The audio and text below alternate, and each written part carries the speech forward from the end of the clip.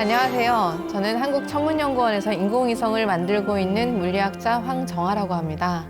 오늘 저는 여러분들한테 인공위성과 로켓 이야기, 그리고 우주에 보내는 미션을 어떻게 만드는지 그 과정에 대해서 수업을 하려고 합니다. 그 첫 번째 시간으로는 인공위성은 무엇이고 로켓은 무엇인지 아직 그 차이점에 대해서도 궁금해 하시는 분들이 굉장히 많으시더라고요. 그래서 그 인공위성이 어떻게 만들어지는지, 인공위성과 우주선 그런 것들은 어떻게 다른지 이런 것들을 설명하는 것부터 시작해 보겠습니다. 우리가 알고 있는 많은 행성들이 주변을 돌고 있는 또 다른 행성을 위성이라고 이야기합니다. 자연적으로 생기는 위성은 자연위성이라고 이야기하고, 인공적으로 돌게 만드는 위성을 인공위성이라고 이야기하죠. 우리 지구는 자연적으로 생긴 딱 하나의 위성이 있습니다. 지구 주위를 돌고 있는 달은 자연위성이고, 우리는 그 외에 많은 인공위성들을 우주로 보내고 있습니다. 태양계에는 이렇게 자연적으로 생성된 위성들을 가진 행성들이 굉장히 많은데, 예를 들면 화성, 목성, 토성, 천왕성, 해왕성, 명왕성 등이 모두 각자들의 위성들을 가지고 있습니다. 그래서 태양계에 있는 이들 위성의 수만 모두 합쳐도 약 400개나 된다고 합니다. 그리고 많은 사람들이 좀 헷갈려하는 부분이 있는데, 인공위성은 무엇인지, 우주선은 무엇인지, 우주 탐사선은 무엇인지 그 의미에 대해서 굉장히 궁금해 하시는 분들이 많습니다.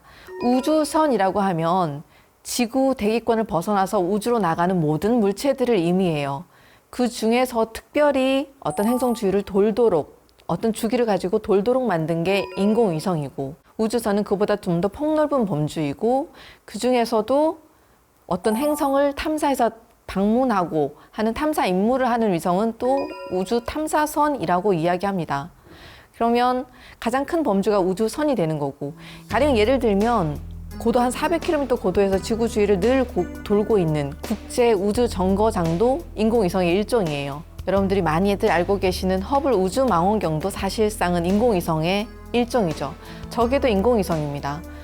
아마 나중에 수업 시간에 또 더 말씀을 드리겠지만, 저게도 인공위성 중에서도 허블 우주 망원경은 아주 커다란 광학 렌즈를 품고 있는 인공위성인 거예요. 주요한 임무가 망원경으로 우주를 관측하는 사진을 찍는 것이 임무였기 때문에 얘는 허블 우주 망원경이라고 불리고요.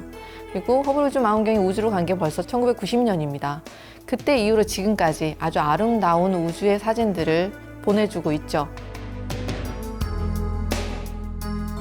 저는 그 중에서도 지구를 돌고 있는 인공위성을 만드는 사람입니다.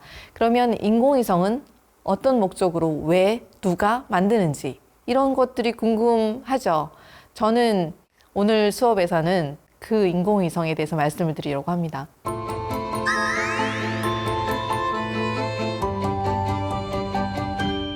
전 세계 최초의 인공위성은 무엇일까요? 최초의 인공위성은 1957년 10월 4일 바이코누르 우주센터에서 우주로의 여정을 출발한 구소련의 스푸트니크 1호입니다. 러시아어라서 발음이 좀 어려운데, 러시아어로 위성이란 뜻입니다. 그리고 다른 뜻으로도 동행자, 동반자라는 의미를 갖고 있어요. 세계 최초의 인공위성인 스푸트니크 1호는 사실 어떻게 생겼냐면 정말 단순하게 생겼습니다. 아주 동그란 구 모양이에요. 단조로운 금속구 모양의 본체에 그냥 삐죽삐죽한 4개의 안테나가 달려있을 뿐입니다. 그리고 별다른 일을 할 수도 없었어요. 맨 처음이라서. 그래서 삐삐삐삐라는 전파음을 우주에서 지구로 송신하고, 이 신호를 시작해서 미국과 소련의 냉전 시대가 이제 지상에서 우주로 확장됩니다. 그리고 스푸트니크 1호는 사실 아무 기능도 없는 동그란 구 모양의 위성이었는데, 스푸트니크 2호에는 지구에서 태어나서 살아있는 생명체 중에선 처음으로 우주로 진출한 생명체가 생깁니다. 우주로 간 개 라이카가 타고 있었어요. 스푸트니크 2호에는. 라이카는 세계 최초로, 인류 최초로 지구에서 우주로 떠나간 개이기도 하고 세계 최초로 우주에서 사망한 개이기도 합니다. 그때는 아마 별다른 생명 유지를 위한 많은 장비들을 하기는 어려웠을 거예요.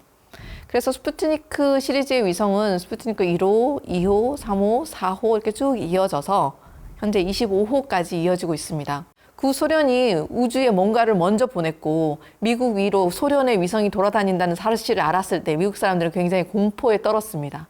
그래서 매우 마음이 조급해져서 그 다음에 바로 미국 최초의 인공위성을 올리죠. 스푸트니크 1호 발사 이후 겨우 3개월 만에 굉장히 서둘러서 1958년 1월 31일에 발사한 미국 최초의 인공위성은 바로 익스플로러 1입니다. Things can go wrong with catastrophic results. But all that can be done to assure perfection has been done. The moment is at hand. The countdown reaches 0.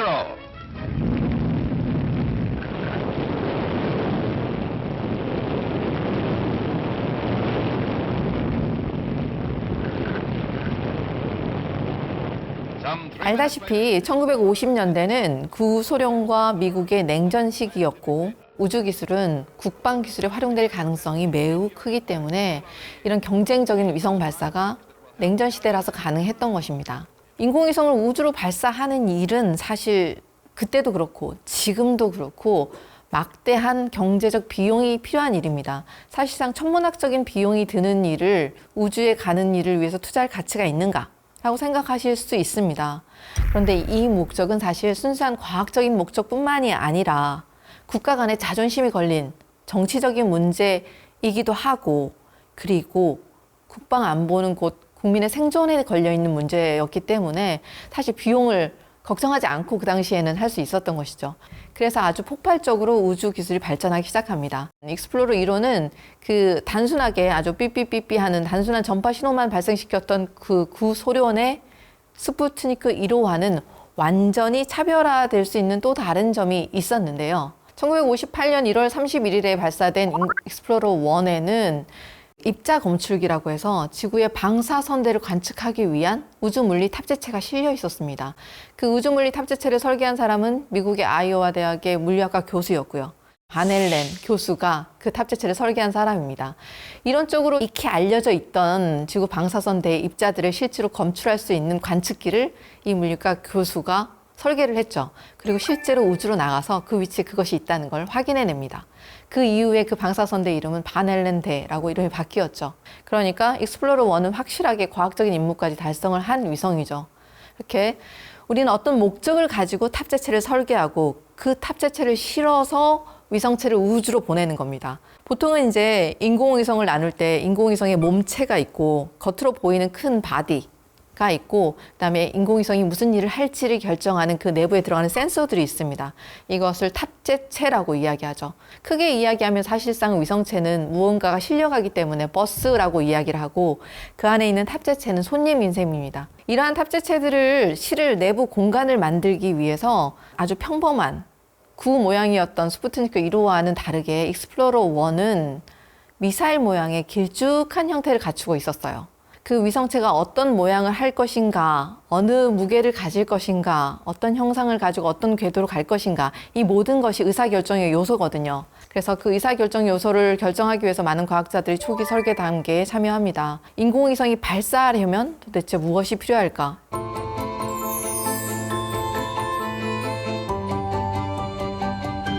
인공위성이 발사하려면 기본적으로 우주로 보낼 수 있는 운송 수단인 발사체와 우주로 보내려고 하는 그 물건인 인공위성, 그러니까 발사체와 인공위성이 필요합니다. 그래서 인공위성이 지구를 떠나서 목표하는 그 어느 궤도에 안착하기 위해서 이때 필요한 것이 바로 로켓이고요. 다른 말로 우주 발사체라고 이야기하는데 그 로켓은 다른 말로 캐리어라고 이야기합니다. 여러분들이 해외여행을 가실 때 다니시는 그 여행용 가방, 캐리어. 로켓은 그 캐리어라고 할 수 있고 그 캐리어의 안에 담겨져 있는 어떤 귀중품들, 노트북일 수도 있고 옷일 수도 있고 다양한 물건들이 인공위성이라고 할 수 있죠. 캐리어가 튼튼해야지 그 내용물을 안전하고 정확하게 원하는 목표 지점에 놓고 올 수가 있겠죠. 그래서 로켓이 튼튼하고 안전하고 그 발사 성공률이 굉장히 중요해집니다. 그래서 로켓이 지구 대기권을 탈출하기 위해서는 탈출 속도라는 게 필요해요. 초기에. 우리 지구가 우리 로켓을 잡아당기고 있는 중력이 굉장히 힘이 셉니다. 그 중력을 이겨내면서 바깥으로 물건을 던지는 것처럼 초기 속도가 필요해요. 우리가 마치 야구공을 던지는 것처럼 우리의 인공위성을 지구 대기권으로 던져줘야 된다는 뜻이거든요. 지표에서 물체를 위로 던질 때 그 던지는 속도가 빠를수록 물체는 더 높이 올라가죠. 또 어떤 물체를 충분히 빠른 속도로 던진다면 그 물체는 더 멀리 나갈 수도 있습니다. 아주 딱 맞춤인 어떤 속도로 던진다면 내가 던진 야구공은 휙 돌아서 내 뒤통수에 맞을 수도 있어요. 우리는 딱 그 속도를 원하는 거죠.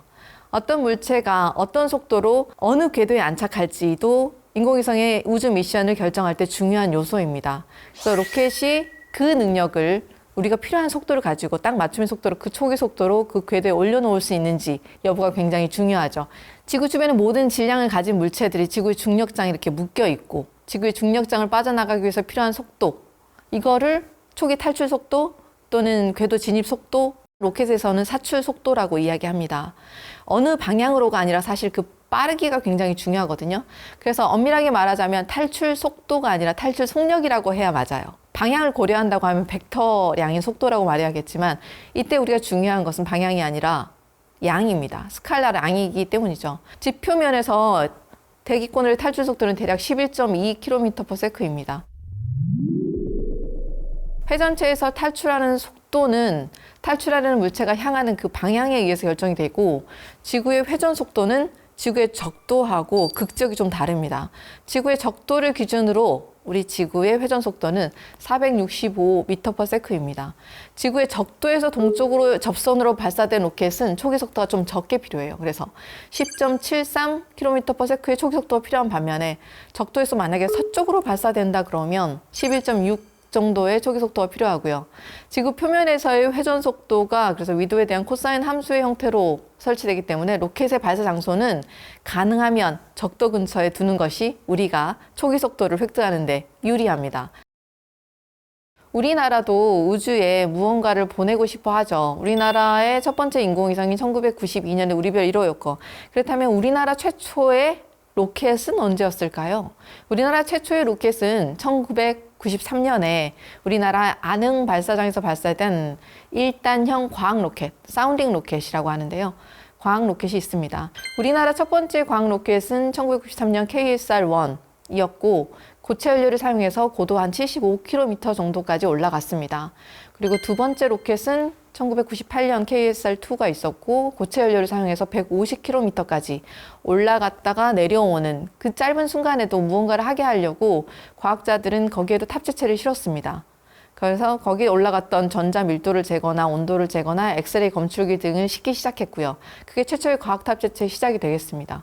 그리고 세 번째는 우리 나로호, 우리나라 최초의 발사체인 나로호의 액체 엔진 시험 발사하기 위해서 KSR-3가 2002년에 개발이 되었고요. 그 엔진을 사용한 나로호가 두 번의 발사 실패, 2009년, 2010년 발사 실패하고 세 번째 시도 만에 2013년에 드디어 발사에 성공하죠. 우리나라의 최초의 로켓은 나로호였고요. 불행히도 나로호는 사실 가장 많은 추력이 필요한 1단 로켓이 우리나라 것이 아니었었어요. 그래서 그때는 러시아에서 1단 로켓을 러시아 엔지니어들이 들어와서 가지고 와서 그걸 썼고요. 2단, 3단은 저희가 만든 거지만 어쨌든 그렇게 완벽하게 한국형은 아니었죠. 그리고 우리나라 최초의 인공위성이라고 할 수 있는 우리별 시리즈 위성은 계속해서 카이스트 인공위성 연구소에서 만들어지고 있습니다. 이걸 우리나라에서는 과학위성이라고 이야기하는데 과학기술위성의 계보는 우리별 1호, 2호, 3호, 그리고 과학기술위성 1호, 2호, 3호, 그리고 차세대 소형위성 1호, 2호로 쭉 계보가 이어지고 있죠. 약 몸무게 한 100kg 정도 되고 60cm, 100cm 정도 되는 규모의 위성체 플랫폼을 우리나라가 그렇게 오랫동안 만들어 왔고 이 플랫폼은 이제 우리가 여러 번 해봤기 때문에 충분히 검증이 된 우리가 확보한 기술이라고 할 수가 있겠습니다. 그 과학위성에 과학 탑재체로 실렸던 것들은 그때그때 이제 과학자들이 경쟁 공모를 통해서 모든 과학자들이 각자 하고 싶은 과학이 좀 다르거든요. 그래서 대기과학자는 대기를 보고 싶어 하고 기상학자는 기상을 하고 싶어 하고 천문학자는 천문학 미션을 하고 싶어 합니다. 저 같은 우주과학자는 뭐 우주과학 미션을 하고 싶어 하니까 그리고 위성체가 정해지면 탑재체가 들어갈 수 있는 무게가 제한이 됩니다. 100kg짜리 인공위성이면 탑재체 한 40kg 무게 제한이 들어가요. 그 안에 우리가 원하는 모든 미션을 다 할 수는 없으니까. 그래서 경쟁 공모를 하고 우선순위를 결정합니다. 그래서 항상 과학자가 하는 일 중에 태반이 거의 많은 시간이 그 제안서, 연구 제안서를 쓰는데 많은 시간을 소모합니다. 제안서를 충분히 매력적이게 보이게 하는 게 굉장히 중요하고, 그리고 이렇게 선정이 되어야 이게 실제로 제작에 참여할 수 있는 연구비가 주어지기 때문에 굉장히 경쟁이 심하고요. 그리고 우리나라에서 이제 한국항공우주연구원이 생기면서 한국항공우주연구원이 다목적 실용위성 아리랑 1호를 지구의 저궤도에 올려놓기 시작합니다. 그래서 각 행정부처마다 저마다의 목적으로, 다양한 목적으로 탑재체들을 만들 재원을 투입을 하고, 그래서 만들어진 게 이제 아리랑 2호, 3호, 5호 이렇게 쭉 이어지고 있죠. 그렇게 각자들의 원하는 임무가 있으면 각자의 비용을 거기 투입을 해요. 그런데 과학 탑재체는 사실 딱히 원하는 소비자가 있는 게 아니기 때문에 과학 탑재체는 순수 과학 임무만을 목적으로 하기 때문에 경쟁률이 굉장히 높습니다. 저는 우주과학을 하는 우주과학자 입장이기 때문에 제가 만드는 과학기술 위성 1호에 탑재되었던 것은 주로 지구의 자기권, 그리고 지구의 방사선대, 그리고 지구의 오로라 등을 관측하는, 굉장히 우주도 사실 가깝게는 근지구로 나뉘고 더 멀리는 심우주 탐사로 나눌 수 있는데, 저는 지구의 자기권 안에 들어오는 위성들을 주로 설계를 하고요. 그리고 제가 주로 보고 있는 것은 우주 플라즈마 현상입니다. 그래서 지구의 자기권 안에 있는 많은 입자들이 어떤 식으로 움직이고 있는지, 그리고 그 많은 플라즈마 입자들이 어떻게 지구로 들어오는지, 지구에 영향을 주는지, 그리고 결과적으로 오로라 같은 우주 날씨에 어떤 영향을 미치는지, 그리고 우리 지구인들한테 어떤 영향을 미치는지에 관심이 있고, 또 다른 천문학자들은 더 먼 별에서 온 초신성의 폭발이나 은하의 진화나 태양계 생성 등에 관심이 있는 분들이 있고, 다양한 과학 목적의 위성들은 계속해서 앞으로도 설계되고 만들어질 거고요. 우리나라의 인공위성을 우리나라의 로켓으로 우리나라의 땅에서 발사하는 것을 우리가 우주 주권을 갖는다라고 이야기합니다. 그래서 우리나라가 이제 겨우 누리호 발사 성공하면서 우주 주권을 확보하게 된 셈이죠. 그리고 현재 우리가 이미 달에 보내놓은 다누리, 달 궤도선이 있고, 그보다 더 멀리 화성에 갈 계획도 하고 있습니다. 그래서 우리나라가 현재 진행하고 있는 물론 위성 프로젝트도 많이 있지만 향후 30년을 내다봤을 때 다양한 우주 미션들을 설계하고 준비해야 될 때가 지금이 아닌가 싶습니다. 우리나라 우주 개발이 이제 30년의 나이가 지났고 달 넘어 더 먼 심우주로의 탐사를 준비하기에 지금이 딱 적당한 타이밍이 아닌가 싶습니다. 예, 오늘 1강 수업은 이것으로 마무리를 하겠습니다. 네, 감사합니다.